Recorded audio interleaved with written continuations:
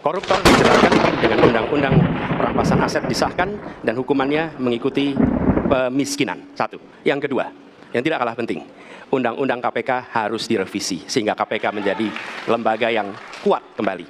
Yang ketiga, diberikan imbalan, reward kepada mereka yang membantu melakukan pelaporan, penyelidikan, sehingga ketika melaporkan kita akan punya partisipasi masyarakat dan itu dibolehkan oleh undang-undang. Dengan begitu maka bukan hanya aparat penegak hukum tapi seluruh rakyat ikut memerangi korupsi. Korupsi harus gerakan anti korupsi harus menjadi gerakan semesta yang melibatkan seluruh rakyat.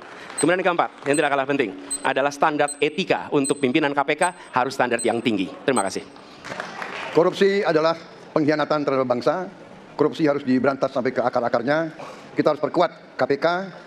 Kita harus perkuat juga kepolisian, kita harus perkuat juga kejaksaan, kita harus perkuat ombudsman, semua badan-badan yang bisa membantu untuk mitigasi korupsi harus kita perkuat. BPK, BPKP, inspektorat di tiap kementerian ini harus diperkuat. Jadi saya sependapat korupsi harus diberantas sampai seakar-akarnya. Mudah-mudahan ini harapan baik untuk masyarakat. Maka yang mesti kita sampaikan kepada masyarakat, inilah janji politik di depan rakyat. Maka kalau kemudian kita bisa menyatukan yang saya sampaikan di awal, pikiran kita sudah sama, perkataan kita sudah sama, maka kalau perbuatannya tidak sama, kitalah yang dihukum oleh rakyat. Maka mudah-mudahan pemilu besok ini akan menghasilkan semangat yang sama untuk kita memberantas korupsi. Bismillahirrahmanirrahim. Assalamualaikum warahmatullahi wabarakatuh.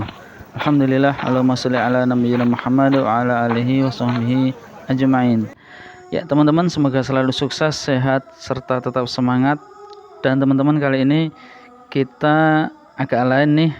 Kita baru saja disuguhkan yakni calon-calon pemimpin yang dalam acara ataupun berupa debat calon presiden yang cukup seru teman-teman sekalian.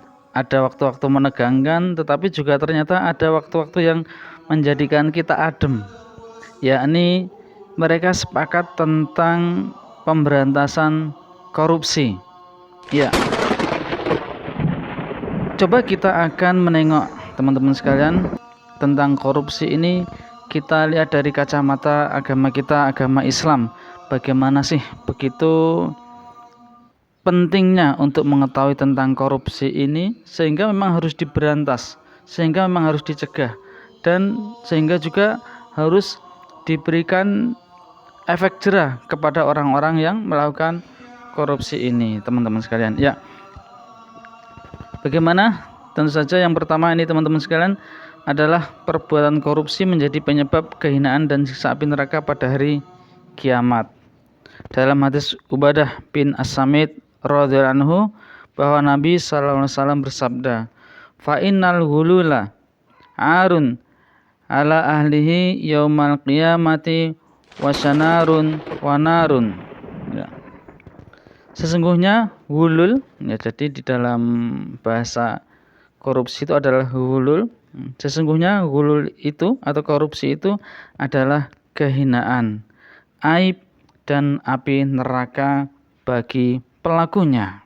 Ya, jadi korupsi ini cukup berbahaya bagi pelakunya, yakni akan menjadikan kehinaan dirinya, aib, dan yang paling berbahaya lagi adalah dimasukkan ke dalam api neraka. Naudzubillah min dzalik, ya teman-teman sekalian. Kemudian bahaya hulul atau korupsi ini teman-teman yang kedua adalah orang yang mati dalam keadaan membawa harta hulul atau korupsi itu, ia tidak mendapat jaminan atau terhalang masuk surga. Ya, sebagaimana yang kita pahami dari sabda Nabi sallallahu alaihi wasallam, "Man faraqar ruhul jasada wa huwa bari'un min thalathin dakhalal jannata minal kibri wal ghululi wad daini." Barang siapa berpisah ruh dari jasadnya alias mati dalam keadaan terbebas dari 3 perkara, maka ia dijamin masuk surga, yaitu bebas dari kesombongan, ghulul atau korupsi, dan hutang. Ya, teman-teman sekalian, Itu diantara bahayanya korupsi. Sesungguhnya banyak teman-teman sekalian bahaya dari korupsi ini. Kemudian juga diantaranya lagi Allah tidak menerima sodakoh seseorang dari harta korupsi itu. Nah, ini yang mungkin terjadi, ada orang korupsi tapi kemudian disodakohkan ya, pada fakir miskin, pada rakyat, pembangunan masjid dan lain sebagainya. Nah, ini teman-teman sekalian ada catatan. Ya, ini Nabi SAW bersabda, la tuqbalu sholatun bi ghairi tuhurin wala shadaqatun min hululi. Salat tidak akan diterima tanpa bersuci, dan sedekah tidak diterima dari harta hulul atau korupsi.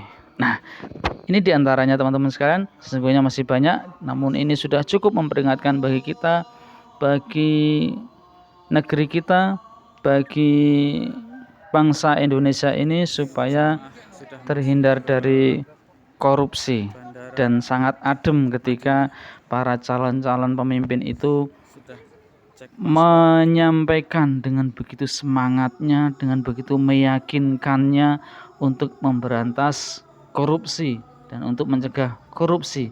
Semoga ini tidak hanya janji belaka ketika kampanye, semoga ini tidak hanya manis ketika kampanye saja ya teman-teman sekalian, dan bisa menjadi kenyataan di kemudian hari ketika di antara mereka itu akan menjadi presiden ataupun pemimpin di negeri ini. Tentu saja kita mendoakan semoga Allah memberikan taufik kepada pemimpin-pemimpin negeri ini. Dan siapapun yang akan menjadi pemimpin, kita doakan semoga Allah memberikan taufik, dilindungi dari berbagai macam godaan ya. Dan tentu saja teman-teman pasti sudah memiliki pilihan masing-masing. Kita persilahkan, karena di video ini kami tidak untuk berkampanye ya. Jadi boleh silahkan teman-teman di komentar ditulis siapa pilihan Anda, dan tentu saja memiliki pertimbangan, dan tentu saja di video berikutnya akan kita bahas bagaimana memilih pemimpin, bagaimana kriteria pemimpin. Semoga akan menjadikan pemimpin yang baik, adil, bijaksana, dan lain sebagainya atas taufik Allah Subhanahu wa taala. Wassallallahu Muhammadin wa ala alihi washabbihi ajmain. Assalamualaikum warahmatullahi wabarakatuh. حي على